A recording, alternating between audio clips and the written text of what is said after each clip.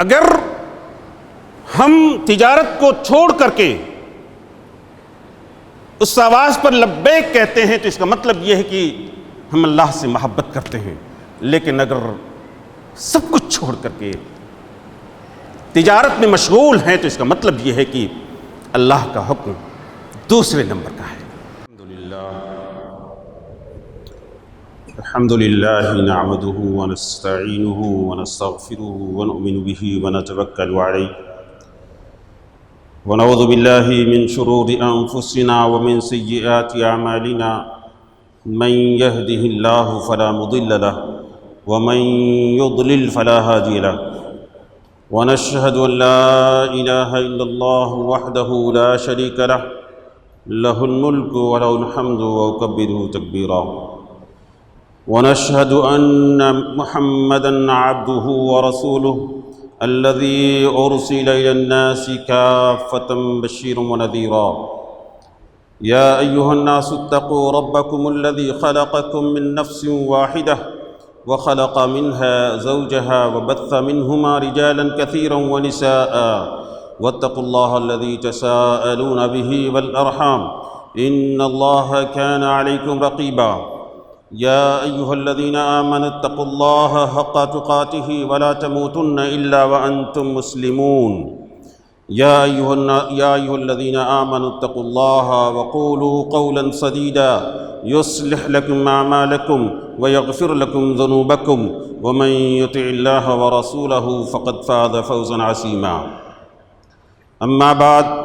فإن أصدق الحديث كتاب الله وخير الهدي هدي محمد صلى الله عليه وسلم وشر الأمور محدثاتها وكل محدثة بدعة وكل بدعة ضلالة وكل ضلالة في النار ثم أما بعد فعن أنس بن مالك رضي الله تعالى عنه قال قال النبي صلى الله عليه وسلم ثلاث من كن فيه وجد بهن حلاوة الإيمان أن يكون الله ورسوله أحب إليه مما سواهما أن يحب المرء لا يحبه إلا لله وأن يكره الكفر وأن يكره أن يعود إلى الكفر كما يكره أن يقذف في النار أخرجه البخاري في صحيحه ومسلم فی صحیحہ۔ محترم حاضرین، ایک حدیث آپ کے سامنے رکھی ہے، اس کا ترجمہ یہ ہے۔ حضرت انس بن مالک رضی اللہ تعالیٰ عنہ روایت کرتے ہیں کہ اللہ کے رسول صلی اللہ علیہ وسلم نے فرمایا، تین چیزیں جس کے اندر ہوں اسے اس کی وجہ سے ایمان کی حلاوت، ایمان کی مٹھاس مل گیا۔ ایک تو یہ کہ اس کے نزدیک اللہ اور اس کا رسول ان تمام چیزوں کے مقابلے میں محبوب ہوں، عزیز ہوں۔ دوسرے یہ کہ آدمی کسی سے محبت کرے تو صرف اور صرف اللہ کے لیے کرے۔ تیسرے یہ کہ وہ کفر میں لوٹنے کو ایسا ہی ناپسند کرے جیسا کہ وہ ناپسند کرتا ہے کہ اسے آگ میں ڈال دیا جائے۔ یہ حدیث بخاری میں بھی ہے، صحیح مسلم میں بھی ہے، اور دوسری حدیث کی کتابوں میں بھی موجود ہے۔ اس حدیث کی اہمیت کا اندازہ اس سے لگائیے کہ امام بخاری نے مختلف جگہوں پر اسے ذکر فرمایا ہے۔ اسی طرح سے امام نسائی نے بھی اسے 3 جگہوں پر اسے ذکر کیا ہے۔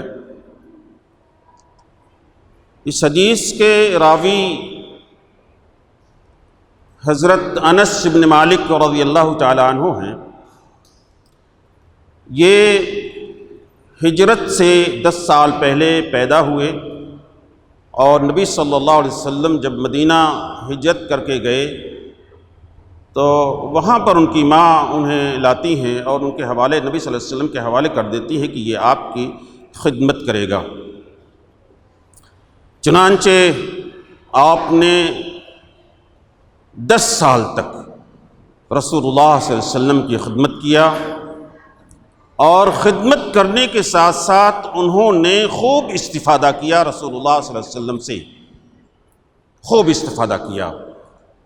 چنانچہ ان کا نام ان لوگوں میں شامل ہے جنہوں نے نبی صلی اللہ علیہ وسلم سے بہت زیادہ روایات بیان فرمائی ہیں۔ مکثرین فی الروایہ میں ابو ہریرہ رضی اللہ تعالی عنہ پہلے نمبر پر ہیں، ابو ہریرہ کے بعد عبداللہ ابن عمر ہیں، اور عبداللہ ابن عمر کے بعد انس بن مالک ہیں۔ یہ اس صحبت کا ان کو بڑا فائدہ ہوا کہ ایک رسول اللہ صلی اللہ علیہ وسلم کی تعلیمات کا بہت حصہ آپ نے روایت کیا ہے۔ تو اس سے ایک سبق ملتا ہے کہ ہم اور آپ بھی اچھے علماء، صالح علماء کا انتخاب کریں اور ان کے ساتھ کچھ وقت بتائیں، تاکہ ان کے علم سے، ان کے اخلاق سے، ان کی معلومات سے فائدہ اٹھائیں۔ اسی طرح سے نبی صلی اللہ علیہ وسلم کے ایک اخلاق ان کے ساتھ یہ ہے کہ یہ خادم خاص تھے، اور رسول اللہ صلی اللہ علیہ وسلم بارہا ان کو یا بنی کر کے پکارتے تھے۔ یہ پیار کی ایک تعبیر ہے، ایک پیار دینے کی ایک تعبیر ہے، اے پیارے بچے۔ اور یہ بھی آتا ہے کہ رسول اللہ صلی اللہ علیہ وسلم نے خود وہی بیان کرتے ہیں کہ رسول اللہ صلی اللہ علیہ وسلم نے کبھی ان کو ڈانٹا نہیں، کبھی ان کو پھٹکارا نہیں۔ تو یہ ایک اخلاق نبوی بھی اس سے ہم کو مل رہا ہے کہ ہمارے جو خادم ہوں، ہمارے ساتھ جو کام کرنے والے ہوں، ان کو بھی پیار ملنا چاہیے، ان کو بھی پیار دینا چاہیے، اچھے الفاظ کے ذریعے سے ان کو پکارنا چاہیے۔ اس حدیث میں 3 بنیادی اعمال کا ذکر ہے، جس کی اہمیت کا اندازہ آپ لگائیں گے اس کے نتیجے سے۔ یہ 3 بنیادی اعمال، ان کا تعلق دل سے ہے، اعضاء اور جوارح سے نہیں ہے، دل سے ہے۔ تو اس میں قدرت کا ہونا، قدرت کا نہ ہونا، یہ سب کچھ شرط نہیں ہے، بس عزم کی ضرورت ہے، ارادے کی ضرورت ہے، چاہنے کی ضرورت ہے۔ یہ 3 چیزیں بڑی اہم ہیں۔ اس کا جو بنیادی نتیجہ اللہ کے رسول صلی اللہ علیہ وسلم نے فرمایا ہے کہ ایمان کی حلاوت، ایمان کی مٹھاس، اور مسلم کی روایات میں طعم الایمان، ایمان کی لذت اسے مل گئی۔ اور جب کسی کو ایمان کی لذت مل جاتی ہے تو ایمان کی زندگی جینے میں اسے مزہ آتا ہے، اور ایمان کے مطابق اس دنیا میں زندگی بسر کرنے کی کوشش کرتا ہے، یہاں تک کہ اگر اس راہ میں کوئی مشقت آئے تو اس کو خوشی کے ساتھ اس کو برداشت کرتا ہے۔ تو ایمان کی حلاوت، ایمان کی مٹھاس، بلکہ تقرب الی اللہ کا احساس پیدا ہوتا ہے۔ وہ 3 چیزیں اس مختصر سی حدیث میں اللہ کے رسول صلی اللہ علیہ وسلم نے بیان فرمائی ہے۔ سب سے پہلی چیز جو بڑی اہمیت کی حامل ہے وہ یہ کہ اللہ اور اس کے رسول صلی اللہ علیہ وسلم سے ہم ٹوٹ کر کے محبت کریں، شدید درجے کی محبت ہو، اور ان کے علاوہ جتنی بھی چیزیں ہیں ان تمام چیزوں کے مقابلے میں اللہ و رسول کی محبت غالب ہو۔ اللہ و رسول کے علاوہ بہت ساری چیزیں ہو سکتی ہیں جن سے انسان محبت کرتا ہے۔ انسان کا خود اپنا نفس ہے، انسان کے ایس و اقارب ہیں، اس کی اولاد ہے، اس کی بیویاں ہیں، اس کی تجارت ہے، اس کا مال ہے، اور بھی چیزیں ہیں جس سے انسان محبت کرتا ہے۔ لیکن ایک مومن کے نزدیک ان تمام چیزوں پر اللہ کی محبت غالب ہوتی ہے۔ ان تمام چیزوں کے مقابلے میں اللہ تعالی سے شدید محبت کرتا ہے، اور یہ مطلوب بھی ہے۔ والذین آمنوا اشد حبا للہ، یہ قرآن مجید میں ہے۔ سورہ توبہ میں اللہ تعالیٰ نے، سورہ بقرہ میں اللہ تعالیٰ نے یہ فرمایا ہے کہ وہ لوگ جو ایمان لائے، جن کو اللہ کی معرفت ہوئی، جو اللہ کی وحدانیت پر یقین کرتے ہیں اور یہ بھی سمجھتے ہیں کہ اس پوری کائنات کا رب صرف اور صرف اللہ تعالیٰ ہے، اس دنیا کو چلانے والا صرف اور صرف اللہ تعالیٰ کی ذات گرامی ہے، اس کے علاوہ اور کوئی نہیں ہے۔ اللہ تعالیٰ ہی منعم حقیقی ہے۔ ان تعدوا نعمت اللہ لا تحصوها، کہ اگر تم اس کی نعمتوں کو شمار کرنا چاہو تو نہیں کر سکتے ہو۔ اسی نے اسلام جیسا صاف ستھرا دین دیا ہے، ایمان کو ہمارے دلوں میں مزین کیا ہے، اور خود رسول اللہ صلی اللہ علیہ وسلم کے ذریعے سے دین ہم تک پہنچا ہے۔ ہمارے اور اللہ کے درمیان یہ رسول اللہ صلی اللہ علیہ وسلم بیچ میں واسطہ ہیں، ان کے ذریعے سے دین، مکمل دین ہم تک پہنچا ہے۔ تو یہ ان دونوں کا حق بنتا ہے کہ ان سے محبت کی جائے اور ٹوٹ کر کے محبت کی جائے، اور اس محبت کا لازمی نتیجہ یہ ہونا چاہیے، اگر ہم واقعی سچی محبت کرتے ہیں، ان کنتم تحبون اللہ فاتبعونی، کہ نبی آپ کہہ دیجئے کہ تم اللہ سے محبت کرتے ہو تو میری اتباع کرو۔ یہ اتباع، یہ اطاعت و فرمانبرداری، اللہ کے احکام و فرامین کو بجا لانا، اللہ کی منہیات سے رک جانا، اللہ کی مرضی کے مطابق زندگی بسر کرنا، اللہ کی پسند ہماری پسند ہو، اللہ کی ناپسند ہم اسے ناپسند کرتے ہوں، یہ سب اس محبت کا لازمہ ہے، نتیجہ ہے۔ ان کان حبک صادقا لاطعتہ، کہ اگر تم اس کی محبت میں سچے ہوتے، سچی محبت کرتے، تو تم اس کی اطاعت کرتے۔ یہ اطاعت و فرمانبرداری اس بات کی دلیل ہوگی کہ ہم اور آپ اللہ سے محبت میں سچے ہیں، اللہ کے رسول صلی اللہ علیہ وسلم سے محبت میں سچے ہیں، اور یہ محبت تمام چیزوں پر غالب ہے۔ پھر اس کے بعد ایمان کی حلاوت محسوس ہوگی، شرح صدر حاصل ہوگا آپ کو اور ہمیں، اللہ تعالیٰ کی اطاعت و فرمانبرداری میں لطف آنے لگے گا، مزہ آنے لگے گا، اللہ کا تقرب محسوس ہوگا، اور اللہ کی نعمتوں کے حقدار بھی ہوں گے، اس دنیا میں بھی اور آخرت میں بھی۔ لیکن اگر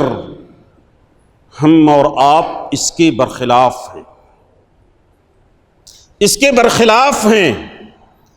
اللہ و رسول کی محبت پر دوسری محبتیں غالب ہوں، نفس کی محبت غالب ہو، مال کی محبت غالب ہو، دنیا کی محبت غالب ہو، بیوی بچوں کی محبت غالب ہو، تو پھر ہمارا جینا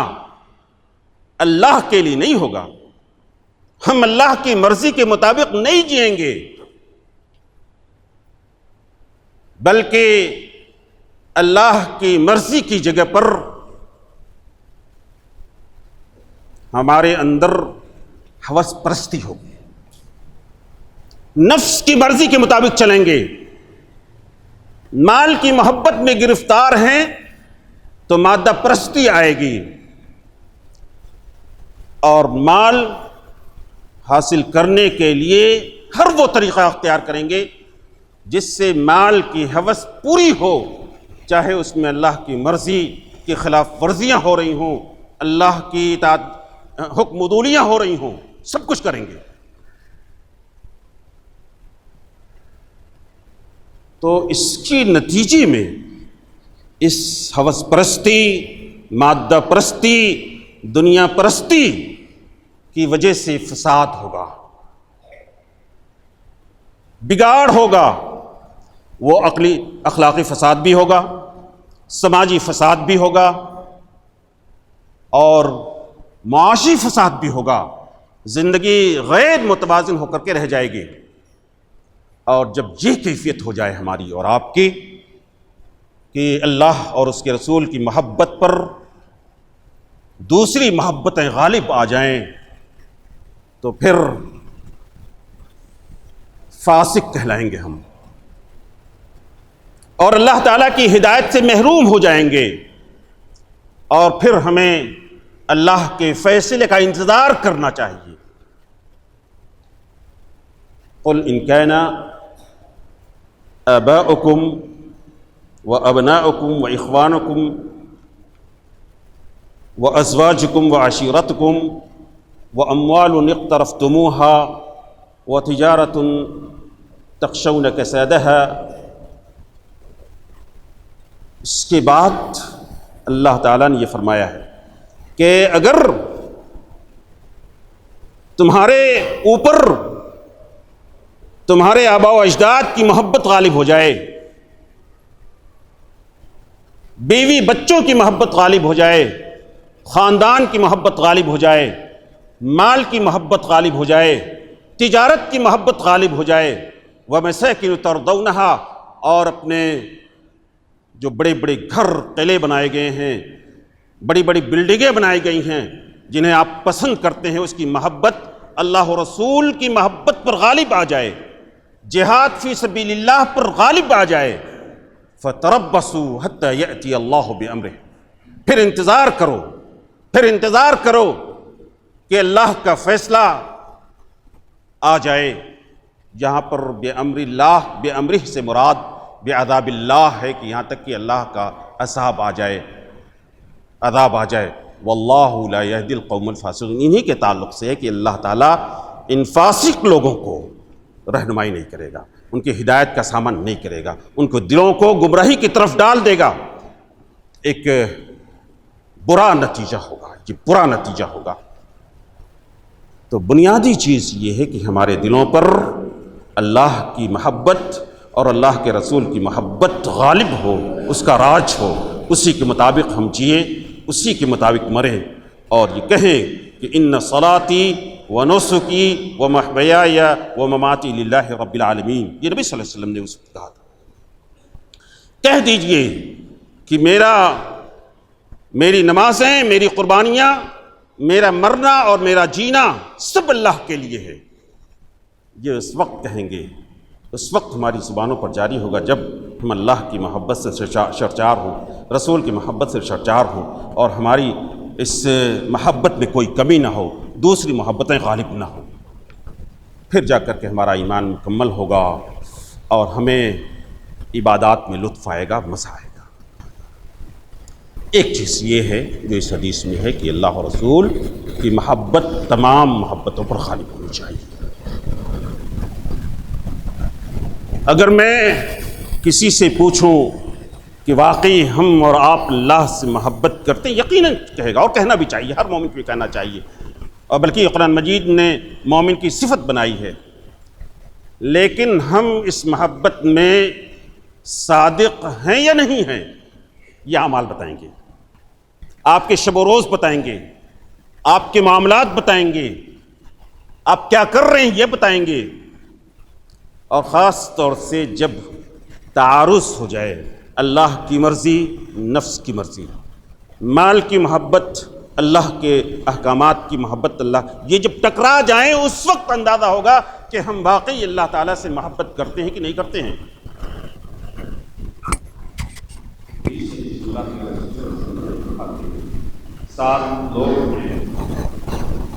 سات طرح کے لوگ ہیں جن کو قیامت کے دن اللہ کے عرش کا سایہ ملے گا، جبکہ کوئی سایہ نہیں ہوگا۔ اس میں ایک شخص کا ذکر کیا گیا ہے،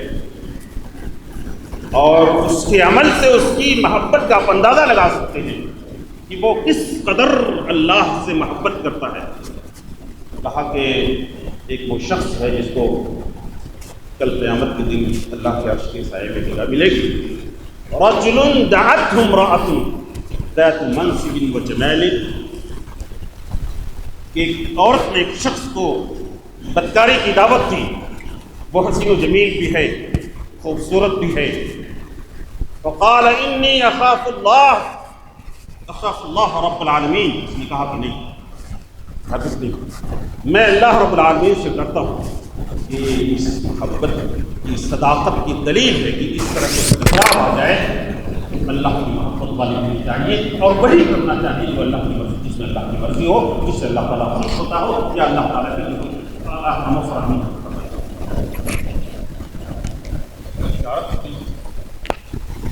مال کما رہے ہوتے ہیں لوگ، عصر کی اذان کانوں سے ٹکراتی ہے۔ اگر ہم تجارت کو چھوڑ کر کے اس آواز پر لبیک کہتے ہیں تو اس کا مطلب یہ ہے کہ ہم اللہ سے محبت کرتے ہیں، لیکن اگر سب کچھ چھوڑ کر کے تجارت میں مشغول ہیں تو اس کا مطلب یہ ہے کہ اللہ کا حکم دوسرے نمبر کا ہے۔ اللہ تعالیٰ نے تعریف کی ہے، رجال لا تلہیہم تجارت ولا بیع عن ذکر اللہ، کہ کچھ لوگ ہیں، کچھ مرد حضرات ہیں جنہیں تجارت اللہ کے ذکر سے، خرید و فروخت اللہ کے ذکر سے غافل نہیں کرتی ہے۔ یہ قابل تعریف لوگ ہیں، اور اس کا مطلب یہ ہے کہ یہ لوگ اللہ سے محبت کرتے ہیں، اللہ کے رسول سے محبت کرتے ہیں۔ اسی طرح سے بہت ساری چیزیں، زکوٰۃ کا حکم ہے کہ 2.5% زکوٰۃ نکالنا ہے، یہ غریب و مسکین کا حق ہے، یہ اللہ تعالیٰ کا حکم ہے۔ لیکن مال کی محبت زکوٰۃ نکالنے میں آڑے آتی ہے تو ایسا شخص اللہ سے محبت میں سچا نہیں ہے۔ اگر محبت میں سچا ہوتا تو اللہ کے حکم کی پرواہ کرتا اور اس کے مطابق زکوٰۃ ادا کرتا۔ اسی طرح سے اور بھی چیز ہے۔ تو اپنے اعمال کے ذریعے سے، اپنے ارادے کے ذریعے سے، اپنی معمولات کی زندگی کے ذریعے سے آپ اندازہ لگائیے کہ واقعی میرے اندر اللہ کی محبت ہے یا نہیں محبت ہے، اللہ کے رسول کی محبت ہے یا نہیں ہے، اس کا اندازہ لگا سکتے ہیں۔ اور واقعی اگر اللہ کی محبت ہے، اللہ کے رسول کی محبت ہے، تو یقیناً ہم کو ایمان کی حلاوت ملے گی، ایمان کی لذت ملے گی، اور اللہ کا قرب حاصل ہوگا، اور کل قیامت کے دن ہم جنت کے حقدار ہوں گے۔ اور اگر نہیں ہے تو یہ محبت کسبی ہے، کسبی اس کو کما سکتے ہیں، اپنے آپ کو ایسا ڈھال سکتے ہیں، اپنے آپ کو مجبور کر سکتے ہیں کہ آپ اللہ سے محبت کریں، اللہ کے احکام و فرامین سے محبت کریں۔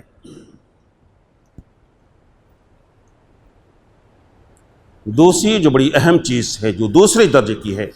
وہ یہ ہے کہ ہم اور آپ جس سماج میں رہتے ہیں، وہاں پر آپس میں ایک دوسرے کے ساتھ محبت ہونی چاہیے، ایک دوسرے کے ساتھ الفت ہونی چاہیے، ایک دوسرے کے ساتھ تعاون کا جذبہ ہونا چاہیے، لیکن یہ ساری محبت دوسرے درجے کی ہے،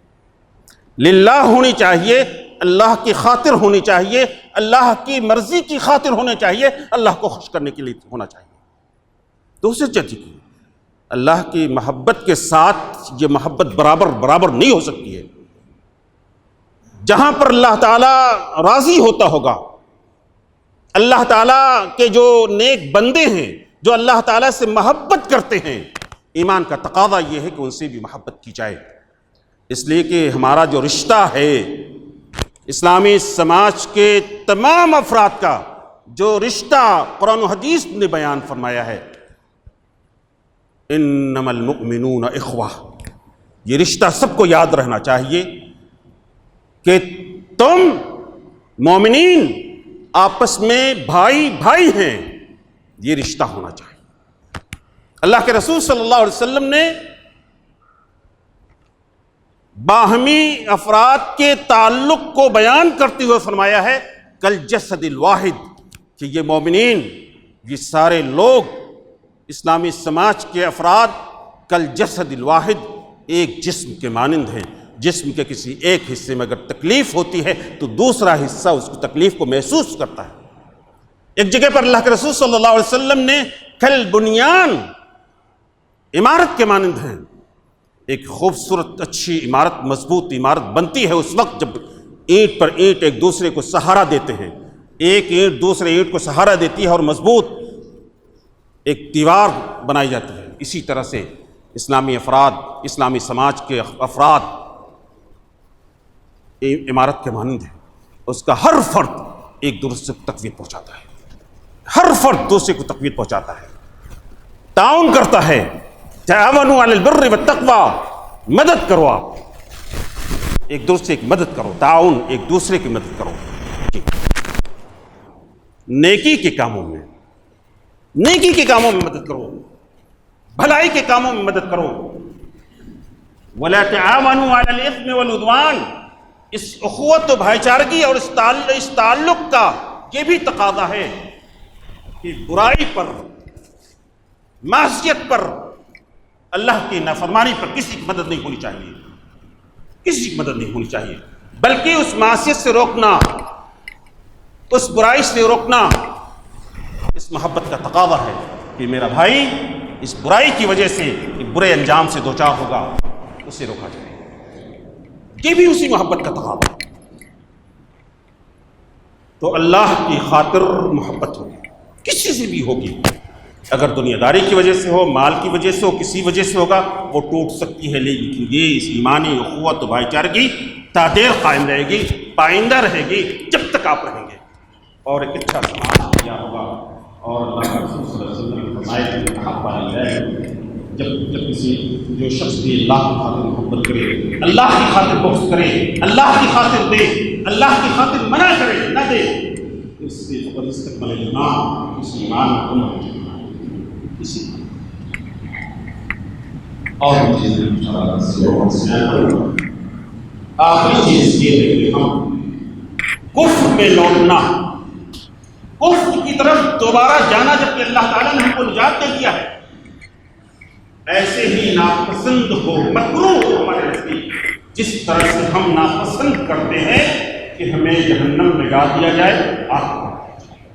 کوئی نہیں پسند کرتا۔ اور کفر، شرک وہ گناہ ہے جسے اللہ تعالیٰ کبھی معاف نہیں کرے گا۔ ان اللہ لا یغفر ان یشرک بہ ویغفر ما دون ذلک لمن یشاء، کہ اللہ تعالیٰ شرک معاف نہیں، شرک کو بھی معاف نہیں، شرک کے علاوہ جو دوسرے گناہ کو اللہ کی مشیت پر ہے اس کو معاف کر سکتا ہے، نہیں بھی کر سکتا ہے، لیکن شرک کو معاف نہیں کرے گا۔ اللہ تعالیٰ کی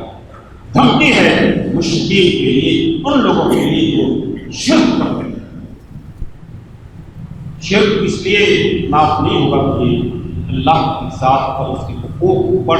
ظلم ہے۔ ان الشرک لظلم عظیم، شرک بہت بڑا ظلم۔ شرک اور کفر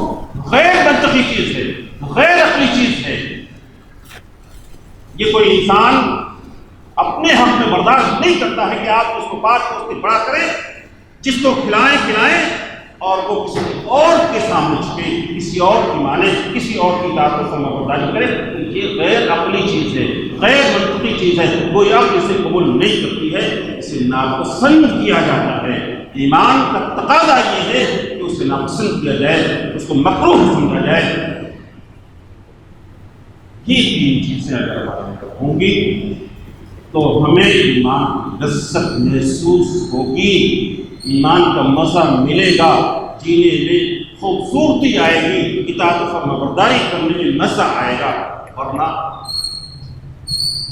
نماز پڑھنے کے احساس بھی نہیں ہوگا کہ ہم نے نماز پڑھی بھی نہیں، 2 رکعت پڑھی کہ 3 رکعت پڑھی، سجدہ چھوٹ گیا نہیں چھوٹا، امام کتنی رکعت پڑھ، یہ ہم دیکھ رہے ہیں، امام غلطی پر غلطی کرتا چلا جا رہا ہے، لیکن پیچھے کے لوگ نہیں اس کو لقمہ دیتے ہیں۔ اس کا مطلب یہ ہے کہ نماز میں جی نہیں لگ رہا، نماز میں مزہ نہیں آ رہا، لطف نہیں آ رہا، اس میں بھی اللہ کی بس اس کا تو محمد وعلیٰ آلہ